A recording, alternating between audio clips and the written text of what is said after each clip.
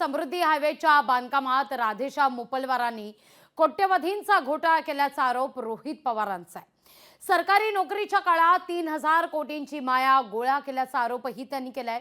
ज्या मोपलवार यांच्यावर आरोप झाले आहेत ते मोपलवार मात्र थेट परदेशात असल्याची माहिती समोर आली आहे।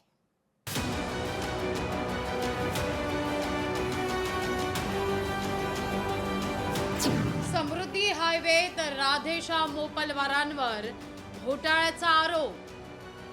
मोपलवारांनी समृद्धीची किंमत फुगवल्याचा दावा।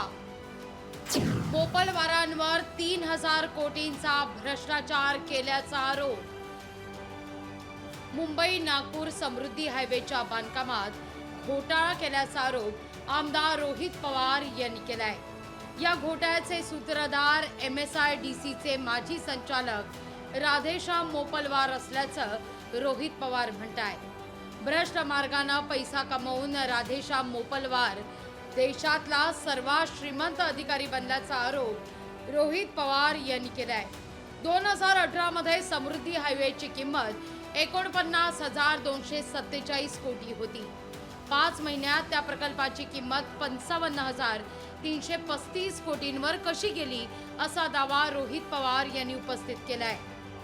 2018 ला महामार्गाचं टेंडर हे काढण्यात आलं, ज्याची किंमत ही 49,000 कोटी होती।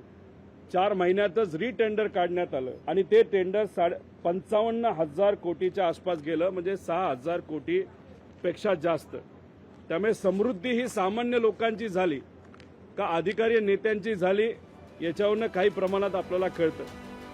रोहित पवार प्रसिद्धी मिळवण्याकरता आरोप करत असल्याचा टोला शिवसेनेचे प्रवक्ते संजय शिरसाट यांनी केलाय।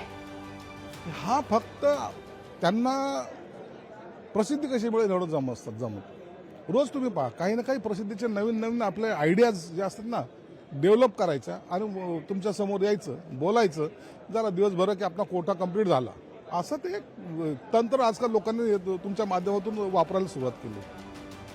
रोहित पवार यांनी आरोप केल्यानंतर राधेश्याम मोपलवार यांच्याशी लोकशाही मराठीनं संपर्क साधण्याचा प्रयत्न केला, पण ते परदेशी गेल्याची माहिती त्यांच्या निकटवर्तीयांनी दिली आहे।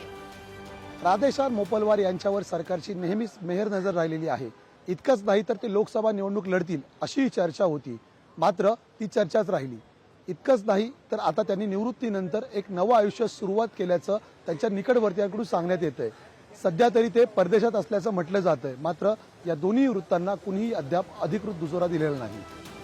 राधेश्याम मोपलवार यांची कारकीर्द वादग्रस्त राहिली आहे, पण ते कायम नेत्यांचे लाडके राहिले आहेत। सत्ता कुणाचीही असो, मोपलवार हे कायम नेत्यांच्या गुड बुक मध्ये राहिले आहेत। रोहित पवारांच्या आरोपात तथ्य तपासण्याकरता मोपलवारांच्या संपत्तीची चौकशी व्हावी अशी मागणी होतीये।